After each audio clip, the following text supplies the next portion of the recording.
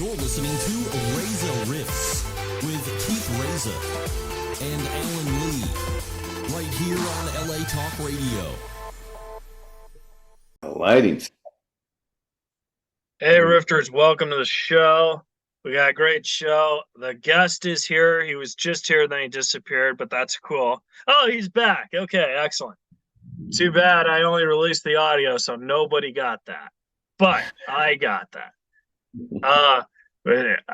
He told me how to pronounce his name before the air, and I'm going to do my best, hoping I don't fuck it up. But if so, he can't punch me because we're doing this over the Zoom. So this is, in a way, a good thing. And I'm known as the comedian that punches, so please. Hell yeah, definitely. Well, I didn't say that. I just say I tell people they could punch me because my last name people fuck up all the time. Why?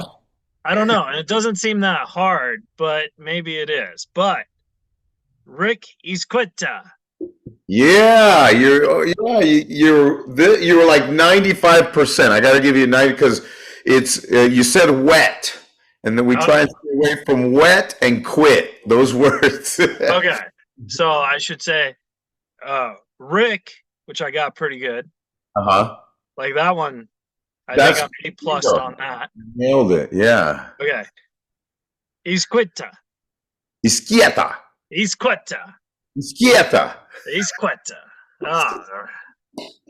I think I'm convinced it's something white dudes have on their tongue that doesn't let it go do things. Yeah. Do other dudes fuck it up too? Oh man, like it's been fun. It's been actually, I mean, since I was a kid, you know, I watch my kids going through it now, you know, and, but since I was a kid, my name's been butchered. So I'm always used to it. And when I started comedy, to me, it always made me laugh because I would see the panic in the host's eyes. Like, oh, I have to remember like this, you know, and I already have to remember other stuff. And so I would write it down for them. Like, what's that called? The phonics wise, you know, It's kind of like how you did it with me, but I fucked it up. Yeah. Exactly. Sometimes nobody can really. I could have sworn. Now, correct me if I'm wrong, but I could have sworn when I first started comedy, you just said Rick I or something. Well, not with comedy, but with coaching. One time, I was coaching football in a high school, and the kids couldn't pronounce my name, and the coaches couldn't pronounce so they called me Coach I. That happened before comedy. Then, when comedy came, I made it like people were telling me to change my name. Like people were telling me to do that, the Rick I thing, right? You know, and I had a hard time with that. But one of the things I noticed about my name is it would always make people pause and think. Like I would go, you know, when you go to the supermarket and you use like your member card that gives you all those discounts. Right, yeah. You go, oh, thank you, Mr. Reza, you know, or Reza, whatever how they book your name. With me, like those older women, like were like always in their 50s or 60s, like at the cash register, they would always go, oh, thank you, Mr. Oh. They would look at it like that. They go, oh, wait a minute, give me a chance here. Hold on, sweetheart. And then I would be like, wow, like this woman is raping my name right now. And like they liked it. And when I noticed that and I started comedy, I said, I gotta keep the name. And that's what I've been going through in the 14 years I've been doing comedy, is I've been watching everybody just go through it and be challenged and it be funny, and then they learn, and then I get guys always coming up to me and going, Izquieta, right? And then they get all happy that they can say, I've been practicing, oh, I love that name now. And I've been practicing all week, and I still fucked it up. Like, you know, part of the reason why I haven't had you on yet is because I didn't want to fuck up your name. Like, that's probably the truthful answer. And then you're just like, oh, I just want to do it. I was like, I don't think you want to do it. Yeah, you gotta get. So like, I try and keep pushing you. I'm like, I think we should wait. I'm telling you, you're going to do it. Just wait. You're like, no. I was like, oh. I'm used to these normal I've names. been practicing all week and I still fucked it up. If, if Schwarzenegger can make something out of that name, anybody can make anything out of anything. Yeah, but no, like the whole name thing, like I get it only because people fuck up my name all the time, but also like I think I really get it when like I think I really find offense to it when I'm like working on my special or if I'm working on a set that I want to be taken professional. You know what I mean? Right. I don't really care if it's like at an open mic or like at a showcase show or something. Like Sure. if it's at an improv or a theater, I care. But if it's like at a fucking liquid zoo, I don't give a fuck. You know what I mean? Right. Doing the cruise ships right now, that's the feeling you get when you get introduced because you have this room of 100 and so people ready for the package, the show package, the 30-minute show package that the cruise has gotten together for you. You know, and so you would hope that the host would bring you up, oh, like it rolls off his tongue, Dave Chappelle, you know what I mean? Right. Like like rolls off the tongue, right? But then when they go, oh, you love this guy because he's doing everything. His name is Rick. What? Oh shit! I'm sorry. It's like everything comes down. Well, that is one thing I actually did want to ask you because, you said you've been doing comedy for 14 years, right? Yeah. I've been doing it for a lot longer. And I remember you were one of those guys that when you started, you just automatically started featuring and started headlining. So, like, how did you jump into that? Well, I started a lot longer than 14 years ago. If I wanted to really be like all these other guys, not Oh, so saying 14 years you've been good. Okay. no. Oh, 14 years is when I started my second time, okay. second attempt, because I did a first attempt 15 years before that when I was in my 20s, young guy at the Comedy Store. Okay. Now, I don't know if you remember Howard Stern's people that he always had, the crazy guys, Beetlejuice and whatnot.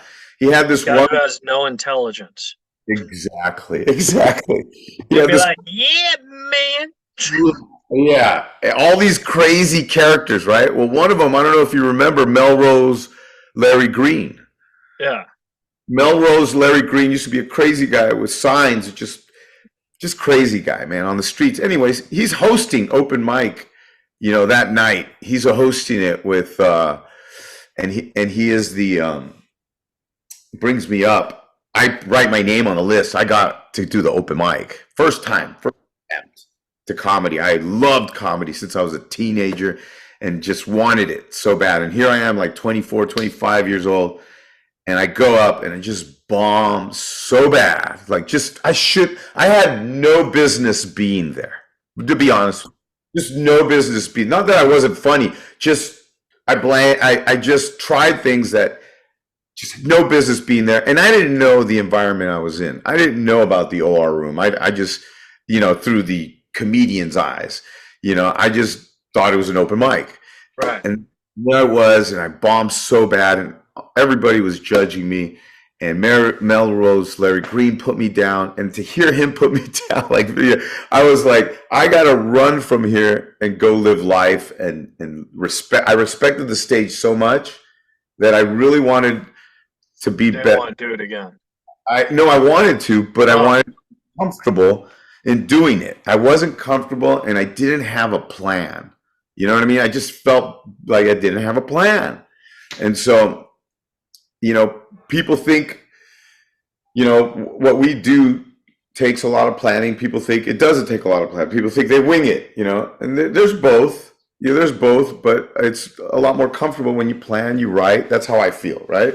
And then I can wing it. Once I get comfortable with the joke, then I'm writing it. Then I can wing it and flip it around like a pancake, whatever. Yeah. But back then, I was just not understanding how to be in front. I mean, even though I was doing theater before that, I was doing acting and all that, but how to not have a script, and just, speak and make people laugh was not hitting me yet. I was too young. And so I lived life, had another job, got married, all this crazy stuff. Okay. But I was living a secret life. I literally had a notepad and I was writing jokes. I never took them to an open mic, but I would do them in front of a mirror. I would literally be practicing this stuff. Everything every comedian should be doing and sometimes doesn't do, I think, is I was practicing all this shit years in, years out. And then I even took speech classes at a community college. I went to Toastmasters. I was in real estate, so I was at a board of realtors in South Bay, and I joined the education committee. And I said I could do a class. I could do a class about financing, because that was my field. And so I did a class in front of hundreds of realtors. But really, I was kind of throwing a joke here and there. You know what I mean? Right. Yeah. Just getting comfortable with it all. Then I was in real estate, and the market crashes in 07, 08. And it was hitting me. And this friend of mine, this girl from elementary school, she goes, from elementary school, from fourth grade, she said she was doing stand-up, and then I was like, what, at an open mic, and I was like, where are you doing this at? Like, and you, of all people, I never pictured that, right? Yeah. And she goes, oh my God, Rick, if anybody should be doing it, it's you. She goes, you're funny. And I go, what makes you say that? And she goes, in fourth grade, you used to tell us jokes at lunchtime. and I forgot this shit, But right. She reminded me that I was telling jokes because my older brother would tell me jokes at home, and then I bring these jokes to school at lunchtime. And the kids are cracking up, And I remember doing this. She was reminding me that I was doing this. And I was like, yeah, huh? What is wrong with me? That mental block that doesn't let you do something that you think you want to do. Right, yeah. What's wrong with me? And so that was the first thing that triggered me. Then the market crashing, losing my house, separating, getting divorced, all that shit coming down on me at once. I said to myself, I never wanted to be in real estate. What did I want? I wanted to do comedy. All right, now's the time to do it. I'm down and out at the bottom. I have nothing else. Right. No. And I jumped in, just burning with fire and urge. That's why you saw me go as fast as I went in my first 3 years, because when I started it, I started writing and putting Post-it notes on a wall. I was living in downtown LA. I rented an apartment by myself. I didn't have a TV for 3 years. Everything that LeBron James did in Cleveland, Miami, I didn't watch it.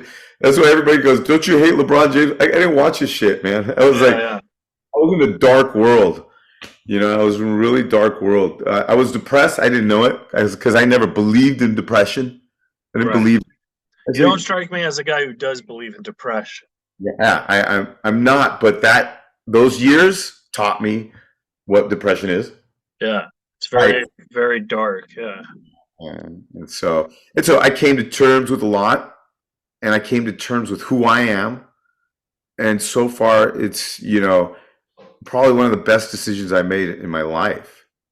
That's very interesting because, I'm assuming on your, you said you were writing jokes before you did comedy again. You probably had, 30 or 40 minutes of jokes. Yes.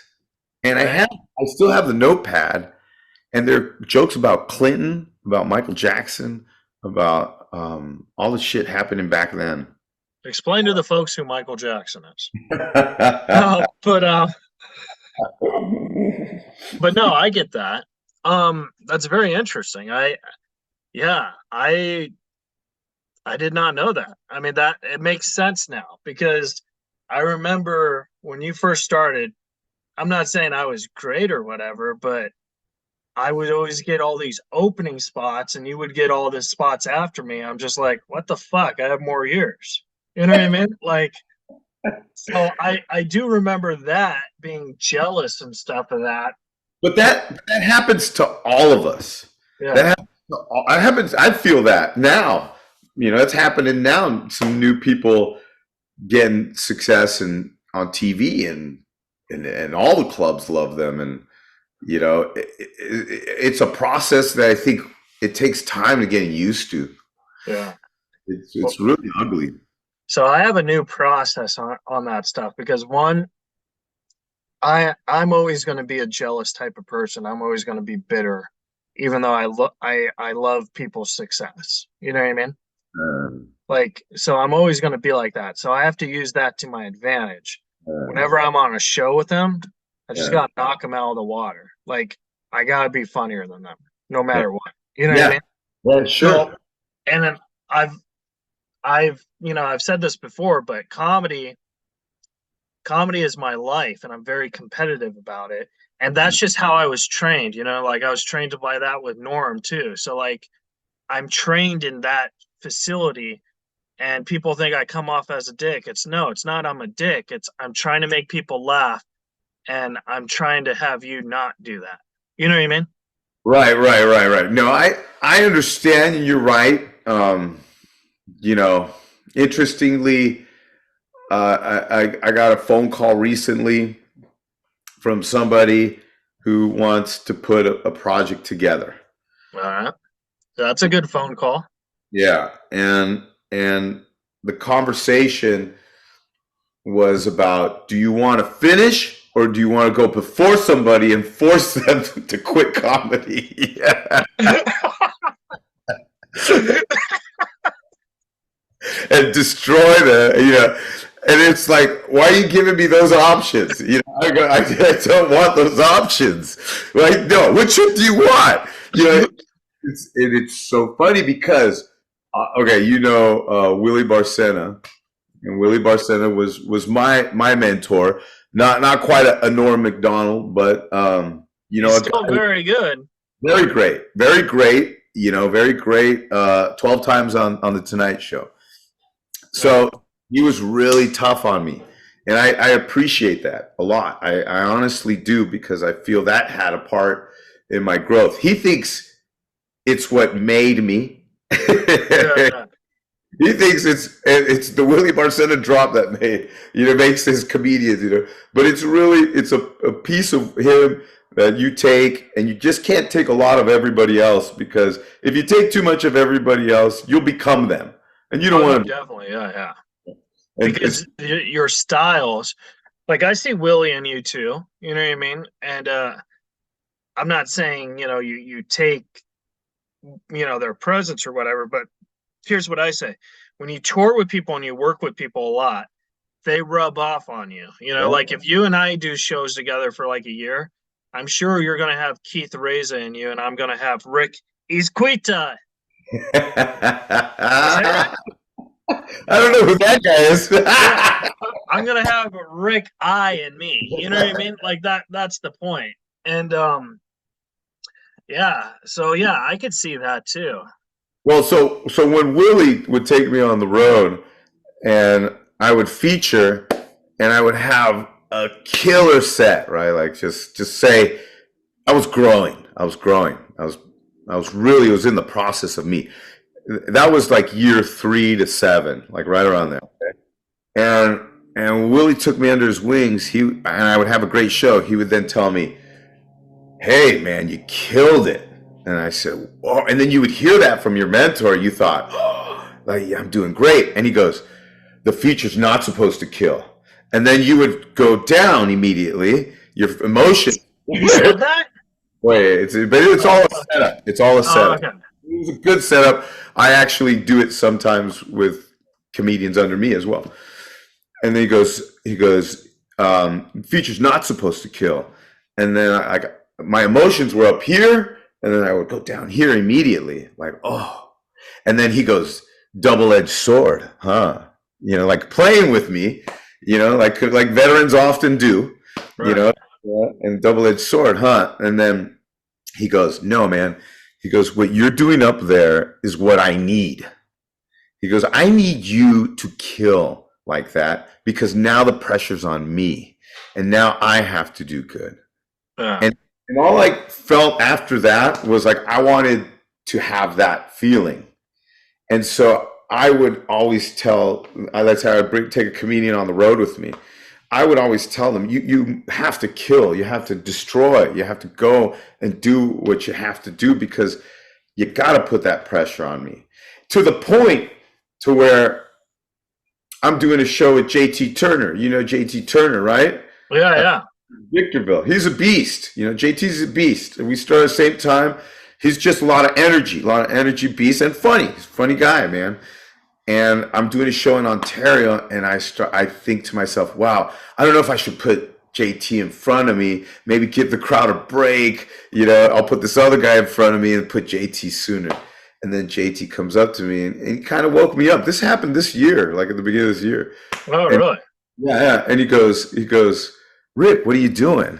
And I said, I'm putting you up front. You're a very energetic guy. I don't want you to, to steal all the energy, squeeze it out before. I don't know why I was thinking that. I was going through a moment like we all go through. You know, we all go through these moments. Were you headlining the show? I was headlining, yeah. And Okay. so putting it all together at the Ontario Improv, And so he goes, no. He goes, don't do that. And he was absolutely right. He goes, no, don't do that. Don't put that guy. That guy, his stuff is a little bit different. And you want the energy because you want him up and ready, taking off, ready to go. And sure enough, I listened to him and I put JT in front of me. And that's exactly what happened. Yeah. JT brought the crowd up so good that I was ready to go, little still what's going to happen. But as I came in, I just picked up the party and took it to another level, and not saying I was better than JT. It could have been, people out there could have said, I like JT better, but you could feel the energy in the room. Then I took it to that other level. And that's what I'm looking for every time now, since I was taught that. Like when you say Norm taught you that way, like you're not an asshole. You're a professional. Did you ever book rooms? I off and on I've booked Because rooms. that style you just mentioned, that's the style you need to run rooms. You need to, and I think a lot of comedians don't know this. Like when you do shows, like knowing how the order goes, and yeah. Like there's a reason why people's order is in a spot like that. Oh yeah. Now, maybe the reason isn't clear, but there is a reason. And I'm not at the point where I'm headlining a 3-person show yet. I'm at the point where I'm headlining a 6-person show. You know what I mean? You should be. Yeah. So whenever I have people open up for me, I do the order based on the promotion and how funny they are. Like if you ever go to one of my shows, the person who plugged the most is probably going to be the funniest one because they know working with me, I care more about the jokes. So, I'm not that type where oh, JT, like I could follow. I truly feel in my heart I could follow anybody. Now, does it mean it's going to be good? I don't, that's depending on the show. But I'm not ever worried like, oh my God, this guy crushed and I have to go up next, put on fucking. Well, I'll tell you the difference. Yeah. The difference is the producer pressure. Yeah. That's the difference. That's the Oh, only. no, definitely. Yeah. I'm comfortable and I'm not thinking about getting the crowd there. Yeah. Then that's it. But I've sometimes given those nights and I have to look for the right mix of people to get the right amount of people to sell the right amount of tickets. All that production stuff, which I wish could go out my brain and I could just leave the artist sit there and be comfortable with the artist and the creativity part. But I'm forced to go and produce my own shows. Like I'm forced to go do these things because I want to introduce it to people. And so there I put my show together and I introduce it to people and win some fans. Yeah, definitely. And I would love to open for a comedian, but I feel like I think you're too good now to do that. I think you're on your own path where. Yeah, that's exactly. I don't know about too good, but like just because I always want to think about construction and still working hard, practice, just still getting better. That mentality, having that mentality of still getting better, is important to me. And but I had to branch off from the feature position and say, I need to embrace this headlining position very soon if that's what I want. Right. And that's what I think I did. And now I do 30-minute shows on the ships. Yes, they're not my fans. Yes, the majority are old people, which is a much more difficult crowd, by the way. Oh Okay? no, definitely, yeah. Much more difficult. Do Bill Cosby. Like, what the fuck? Yeah. Two Jews walk into a bar and they just start laughing like crazy, right? But I have to do 5 to 6 to the same cruise. 5 to 6 30-minute shows to the same cruise. So all that writing I did in the first 10 years, I'm using all that right now. Because you'll do these 5 to 6 shows and you'll get the same people sitting in the damn front row. Because there's nothing to do on a cruise. Yeah. And so you better have different material and also be able to juggle that crowd work in there, to give you that time, Yeah. And so it's such a great workout, though, for comedians. I think every comedian needs to get on a ship, at least for a year or 6 months, whatever, and understand that process. I would do it, but I'm like very motion sickness. So I don't know if I would survive on water. Yeah. But I mean, I'm up for that challenge if it wasn't like moving. You know what I mean? Like, so I see people like, hey, so when the show stops, can we just stop the ship? Because I don't want to fucking hit the iceberg or whatever while I'm. Dude, my first gig, I didn't even do a show yet, and we hit a storm. I've done already 50 cruises. The worst one was the very first one, dude. Yeah. Out of Seattle, we hit a storm and hit 15, 16-foot swells. I have video of it and everything, and the ocean was mad that day. I've never been out there. I was scared. I didn't like the idea of doing the cruises myself, but that has been the worst one. Everything since then has been easy sailing. I mean, knock on wood. Yeah, easy sailing, and then they sail. But no, I mean, I get that. See, like with me, I mean, do I think I should be a headliner? Yes. But am I pursuing that? No, because I've always enjoyed, ever since I started comedy, I've always enjoyed working with my friends. So like I loved doing shows with Norm. I love doing shows with TJ. I love doing shows with Paul. And I'm just comfortable. Now, maybe I'm not like you where I need to get outside that comfort level, but I'm just comfortable working with my buddies and let them headline and me do hosting or featuring, whatever. Because I don't really care about the money. I just care about making people laugh. And I feel like I'm learning from the best, whoever I'm on the road with, Well, I got a family. Unfortunately, the money situation has to come in. So I had to tell myself at some point, if I get nowhere in this, I got to stop. Yeah. And so ever since I started, it's been about levels for me. It's not really money. It's more about, okay, I could do 20 minutes. Let me do 30. Oh, I could do 30 minutes. Let me do 40. And 45 and 60. And was that really those 60 or was it there was dead? I mean, I literally thought like year 5, year 7, I could do 60 minutes. But 60 minutes is hard. People don't know that, but it's pretty hard. It was very hard. And that wasn't what I was doing. I was, when you review everything, it's like a lot of dead air, a lot of, whatnot. A lot of I'm lost, I'm confused, whatever. And so I could stop and say, just learn 30. But then I would get bored with myself. That's just who I am. Yeah. When I'm doing something, I'm always trying to upper level myself, not meaning that other people aren't.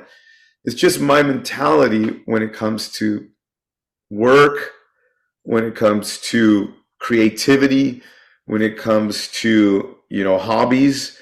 when it comes to, just things like I'm a football mentality guy, which a lot of people don't understand. And it's basically, you're worth nothing. You suck. You this and that. And that's why when I worked with Willie and he was like, you're worth nothing. You suck. What Yeah. people realize is like, I'm at home with that. Like that's what pushes me Yeah. more than, wow, you were great. Like, the fact that you need to work more, you need to do more is what pushes me to grow and to try and find other levels in things. Whether it be, say, financing, whether it be playing the drums. I like to play the drums too. Like in that department, I would love to play with a band one day, but I don't. I've always just played with myself. And then when people hear me play, they're like, "Dude, you should play with a band." I go, it's just a hobby." So you were like Brody Stevens in a way, where like you could just. Well, the comedian mentality is a lot like the drummer's mentality. Uh, And it says it in drum books and comedian books too. And because the drummer mentality has to be center stage. So it has to be the loudest one, and everybody has to follow him. And he has to make sure he's on course at all times, because the guitar will do a melody, the singer will do a melody, and the bassist is, kind of keeping the drummer connected with the rest of them, yeah. And so the comedian goes through that as well. Is the center stage? Is, hey, everybody, even you in the back row, are you with me? You know what I mean? And so that's what I feel like, and I relate that with the drums too. And look at Bill Burr. Bill Burr is a badass drummer himself, man. Oh, I didn't know that. Oh yeah, he plays on Josh Adam Myers. Oh, Josh Adam Myers. Yeah, I love Josh. The goddamn Comedy Jam. He's been the drummer, several times. You know what's weird is like, I'm not saying this again to knock off Bill Burr or whatever, but people will say, like, for example, oh, well, let's say Dave Chappelle, because I'm pretty open to how I don't think he's that good. Everyone loves Dave Chappelle, right? Right. I think he's good, but I feel his openers are way better, and no one talks about his openers. Like Ashley Barnhill, probably one of the funniest females I've ever seen. You know what I mean? And so it's just funny how like the openers and the features, I feel, don't get as much as respect for the hard work that they're doing under the headliner, because they are working hard too. And people, I think they think it's just a ride. You know what I mean? Yeah. I'm gonna bring up another name, Carlos Mencia. Oh yeah. Jay Leno. Jay Leno. Yeah. Those three names have something in common. Dave Chappelle, Carlos Mencia, and Jay Leno. They all created and worked on something that became big, other than just doing stand-up. Dave Chappelle show, Carlos Mencia, his HBO specials and his show, and Dave and Jay Leno, the Tonight Show forever, and then Jimmy Fallon and Stephen Colbert. They're all right behind him, because it's something where stand-up takes you to something else. Yeah. And the unfortunate part is us as openers or headliners who are not quite there yet. We're always going to be in that underground world where that people aren't going to know our name. How many comedians have you worked with where you realize they've worked 30 years, they've made a living out of this, and you never knew who they were? Oh, so many. Yes. So many. Like, so, and that's the thing. That's where like my bitterness gets me in trouble, because that's the double-edged sword, where it's like, dude, maybe I should be learning from this guy, or I should be, because this person is fucking great. You know what I mean? Like, there's this comic who I met in Houston.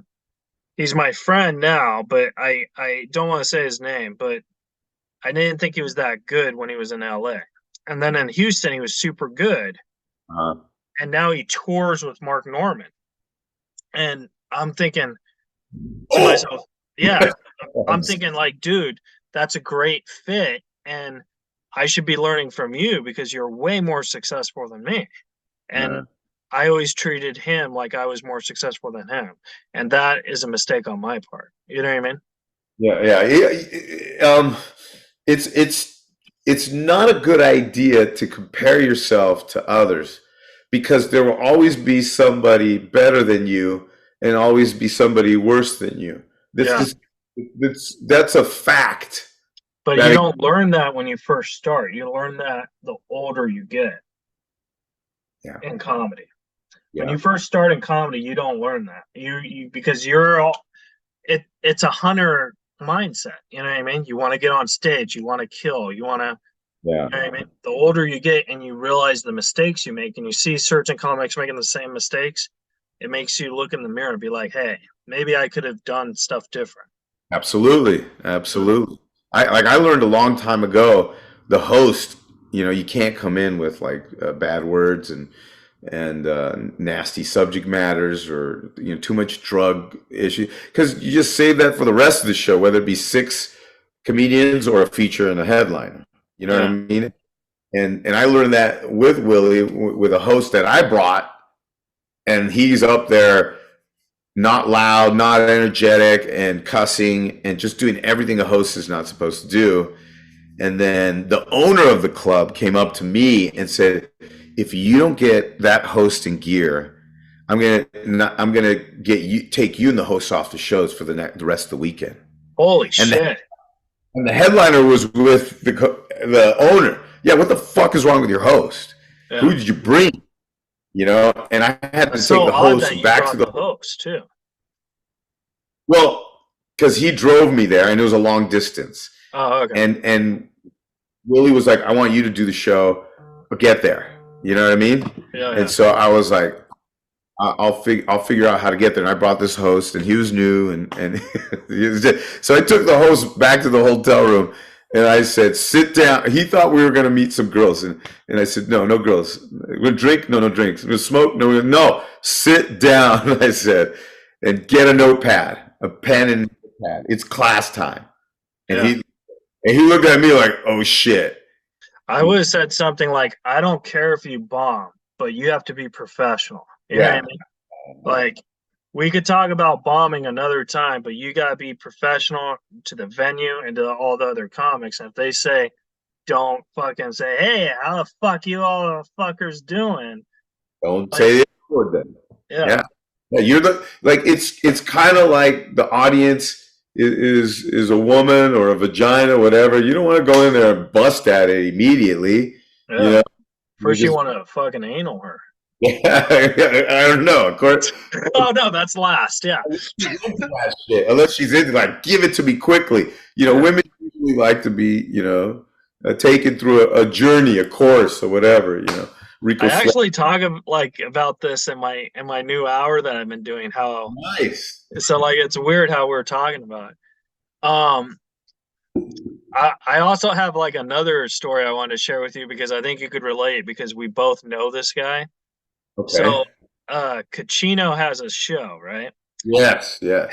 And Cacino is one of the only people I like how that you pronounce his name. yeah, yeah. He's never like given me a chance. Like and when you look at it from my point of view, it's very frustrating because of who I am, right? And then if you look at it from a different point of view, it's frustrating because I'm getting so worked out over a bar show. You know what I mean? Like I don't understand how this is matching. Yeah. So he's never really booked me. He's always given me like guest spots. And then the other day, and by the way, before I tell this story, Cacino is a great guy. Yeah. Great guy. Does he know how to run a show? I don't Yeah. know. But so I go in, right? And I murdered it. I did 45 minutes. Like I made his headliner eat dicks, you know? And then Cacino's like, oh my God, you're so good. I'm gonna have you a good sweet pay spot next time. I was like, oh, cool. Can we do it in March? Because I'm filming my new special. He's like, sure. So then he loses the room and he gets a new room, right? And then he's like, oh, can you open? And I was like, no, no, no. Last time you said I creamed your headliner. Like this is your exact words. Oh, but this is a new room, huh? Yeah, There's this a is hood. it. This is your exact words. I creamed the headliner. I should be headlining, so I will headline. He's like, well, I can't have you headline, but I'll have you feature because I was like, all right, whatever. As long as I could do 30, he's like, sure. And then I'm thinking, I'll just bury this headliner, right? So I go to this new room. I tell you, dude, and I'm talking all this like confidence, like, oh yeah, I toured with TJ Miller, blah, blah, blah. You know what I mean? Worst set of my life. I was eating shit the whole and he's just like, and I have a feeling he's just there just laughing his ass off. And I'm just like, dude, like what the fuck? Why is the universe like that, right? Like, have you ever had an experience like that where you're just Absolutely. like I'm telling you, this was probably the worst show I've ever done since I started. Like, I was just like, we're terrible. I'm sorry that hit you so late. I'm sorry that the worst show you think you've ever done it hit you so late. Because a couple of I think mine hit me in the middle of my of the 14 years, like year 7, where I thought I was hot and everything, and then all of a sudden this show hits me, and people are like just quiet, and you're like, what is wrong? Like, and you start hearing like that Jerry Seinfeld echo in your ear, like, is this thing on? Is this thing on? Right, yeah. Out loud, but you hear it in your head, is it? Now I get it. And I'm so scared to ask him for another spot because so I'm thinking this guy has one of the only remaining rooms where I'm at, and I could never perform here. Yeah. So I felt like an ass, dude. Like, I understand because I've been there. I've been there, but the bombing never goes away. The degree of bombing does, like too fierce, but the bombing never goes away. Yeah. I mean, how are you going to test out jokes? How are you going to? This is the weird part. This is all jokes that work. So I was just like, what are all these fuckers on drugs or something? Like, I didn't get it, and I was just like, sometimes it was like Tom Hanks and Punchline. Like, I'm like, why is no one laughing? Yeah. You know what I've discovered though with old jokes is sometimes the feelings coming out like, yeah, you've done this before. Yeah, you're getting tired of this. That's the feeling. Maybe, yeah. That's coming out with the deliverance of the joke. It's like you sound robotic now that you've done this several times. They can feel it. And you know how I know that is sometimes when I do a joke that I did, like say in show number 1 in this cruise or something, and it's show number 4, and I do that joke and everything's going good. Ha! The laughing meter's high with all the jokes I haven't done yet. Yeah. And then I do that joke that I did in show 1 or 2, and you can feel the crowd go, yeah, we heard that one on Monday. Like, laugh. And I call it out. I go, oh, did I tell that joke? Yeah, that's the reaction meter. I can tell you guys are so picky. And then they laugh at that. They laugh at the fact that, yeah, I did laugh that way because I did hear it. Do you have an hour special?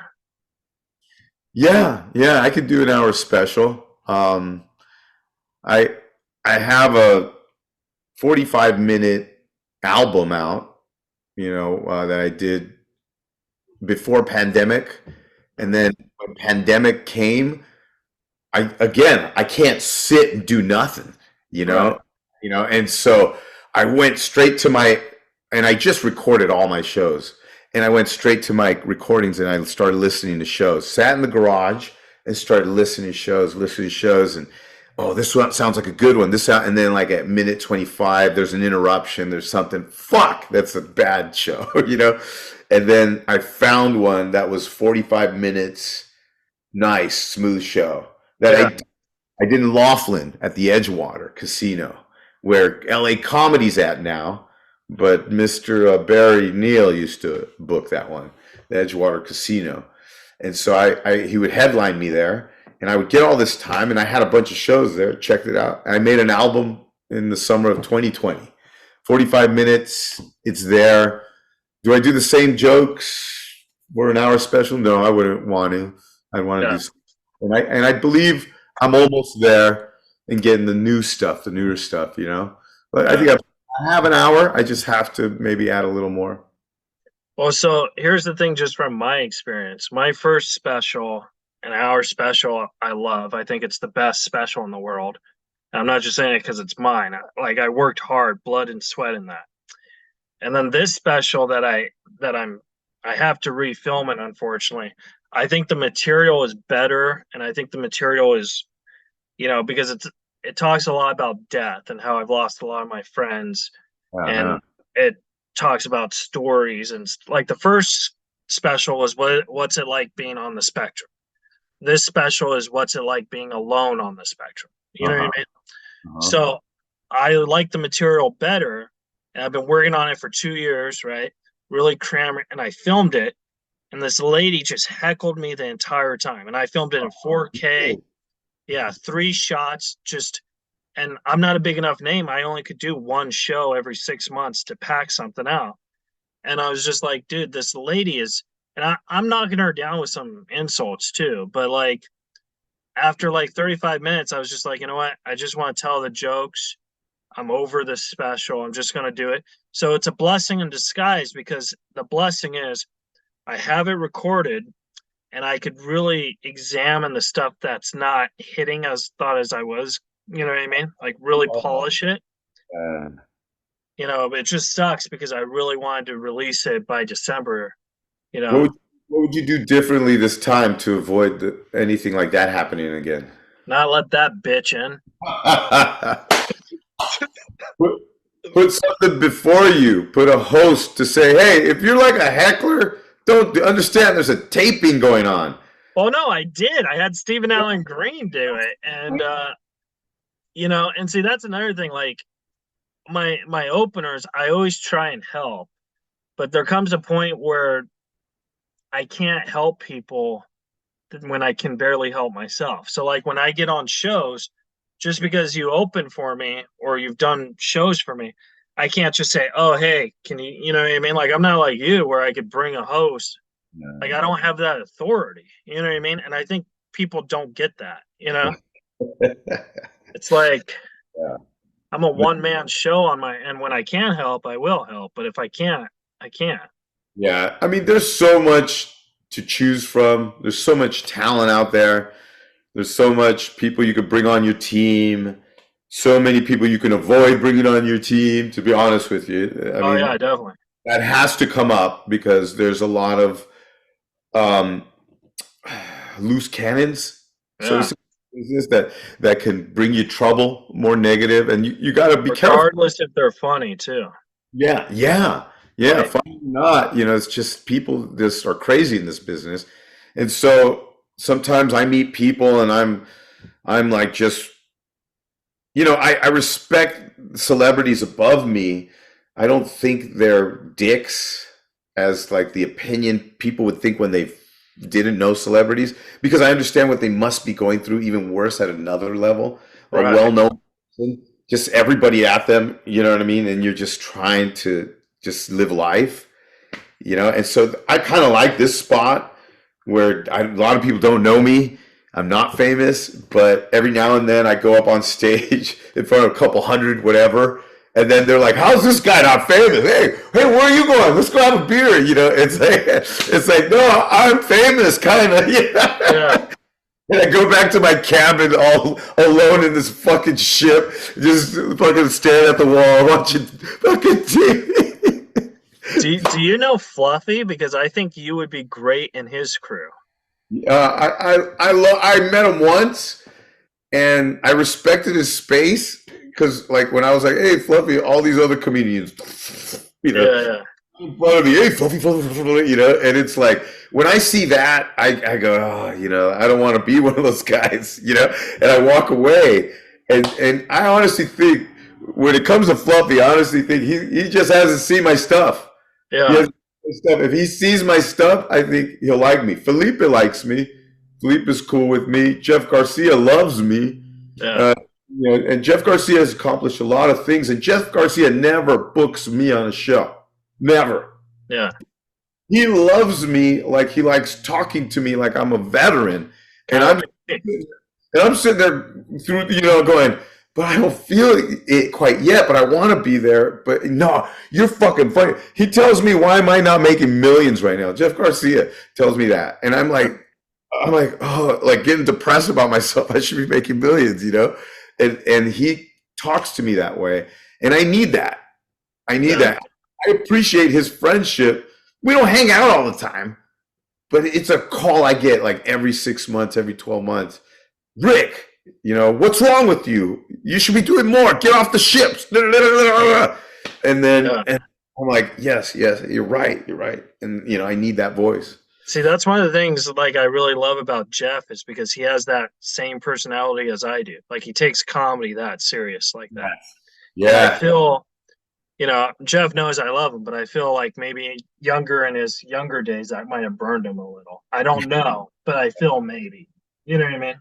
Yeah. And I mean, Jeff Garcia is not a big name on the East Coast. It's a West Coast, you know, guy. And Willie Barcena wasn't either, but now Willie is out there. Oh yeah. Yeah. Willie's great. He's So I got 3 questions for you right. because I want to respect your time. No problem. Question number 1. How do you say your last name? Izquieta. Izquieta. Izquieta. Is like you're an IS, like he is going to the store. Is key like a key? Okay. Like Izquieta. like the beginning of saying egg, like EH, and then Yeah. Izquieta. there you go, you got it. You won't stop saying it now, I guarantee you. Izquieta. There you go, you got it. Oh God, this is so fucking easy. So what you were saying before was Izquieta. No. I was saying Izquieta. Now you are. Yeah. Good friend, Rick Izquieta. And that was such a Norm move, by the way. That was such a Norm move. No, I was saying it this way.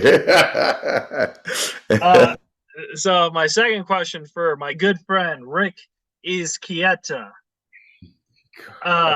If you could go in a time machine and talk to a younger version of Rick Izquieta, and knowing what you know, it could be tomorrow or it could be when you were a kid, but knowing what you know now, what would you tell yourself?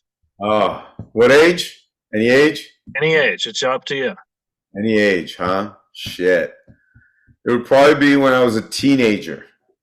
Probably when I was 14, 15, watching stand-up and football. And I would tell myself, you can do either one of those two. Oh, okay. Either one of those two. Oh, and the drums. Like those are the 3 things I was falling in love with at that time was comedy, football, and drums. And I would say take one of those 3 and you can make a career out of all 3 of them if you want. Ah. You know, that's what I would say. I mean, Were you I know a good football player? I know football was a long shot. I was good. I became better. Again, it was one of those things that I sucked when I started, and then I became better as I worked on it. And I was really fast, and then they'd throw the ball, and I'd drop it. I couldn't catch it. And so I put it in my head, learn how to do this shit, and you should be okay. And then I was catching them, and then I was scoring touchdowns, and I was coming out of newspaper clippings, and my dream was coming true about football. Yeah. It wasn't in this country. It was happening in Mexico at a university down there. But, you know, it's like JC community college level, you know, as here, not NCAA, but they're growing down there. They're getting better. But that's where I got to shine a little bit. But then injuries come and you know, you can't keep playing. But I kept playing flag football like all through my 20s and 30s, like weekend warrior at the adult recreation park. I have a family of football players there. Yeah. You know, so that's what I would do. My father, this is 3 years before the pandemic, maybe. He had his own flag football league, and he spent all his money trying to get this league popping because a lot of people like football, but they don't know anything about flag football. Like it's a two different kind of beast. And Uh, he spent all his money, Rick. I swear to God. And he tried so hard to get this league. You know, he basically the league never came into function, and he lost all his money. And but that was like his dream passion, and like to this day, he still enjoys talking about it. wow, I'd love to hear that story. I wouldn't mind sitting with your dad and hearing that story. Where did this take place? Fountain Valley, yeah, where I live. IE, in the IE. Honey, Orange County, yeah, Oh, okay, that's Orange County. Okay. yeah. What years? This was 3 or 4 years ago, man. Maybe 5 at the most. Recently. Okay. Because I started playing flag football in LA County in a park that was organized and still there in Yeah, USS in the 90s. And then I played in another one in the Valley, and then there were ones popping up here and there. yeah. And some had success and some didn't exist anymore. And Unfortunately, my dad's didn't have success, but he put so much into that. Like it was just so when you talked about football, I thought I should share that with you because that was a moment where like it reminded me of my dad where like, yeah. he tried it. So like that's the goal. You know what I mean? Yeah, yeah. So that's good advice you would tell yourself. I like Yeah. Yeah. Yeah, don't be afraid. Don't be afraid to go for it. it. Yeah. I would go in a time machine and tell myself, don't do crack. That's such a you got Norm, so much Norm in you. I love you, dude. So where can the folks at home follow and support you, Rick Izquieta? I'm Is that all right? I'm on every social media except that one with the yellow bell. What is it called? Instagram, No, I'm on that one too. But the other one. Which one? Friends, TikTok, No, I'm on that one. Twitter, I'm on that one. Facebook, I'm on that one. MySpace. No. Okay. There's one that all the young people use, and it's like they send each other. I used to have it, but then I thought Snapchat. that one, Snapchat. I'm not That on that one's that one's gay, dude. one. Isn't it? Thank you. Oh my god. Like, not that I'm against apps that are gay and all. Like, I'm all for gay apps, but like, why do I have to? Ooh, hey, I'm interviewing Rick Izqueta. It's almost like when you go over all of them: Facebook, Twitter, Instagram, TikTok, YouTube. All right, that's enough. You know what I Right. mean? I can fit it in one hand. That's enough. A number six one just they don't qualify. They don't Yeah. qualify I because think 3 is enough. I got email, all this other shit. Well, everybody's telling me TikTok and YouTube you gotta do because it's and I don't keep That's up what with my it. manager's telling me. It's like, You gotta do, and then that Instagram, Facebook, and Twitter is just what's going to lead people to your TikTok and YouTube. Like, there's a science to this, but I'm trying to just be creative, joke wise. You know what I mean? That's yeah. what I can I don't do. have time for this gay science. Nothing against gay science. I'm all for gay science. I'm just saying I don't like gay science. So the easiest way to find me is just my name, RICK, and then IZQ.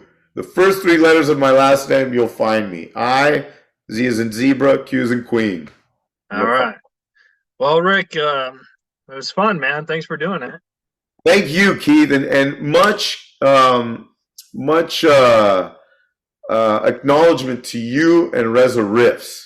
Honestly, dude, it's taking off. It's getting there.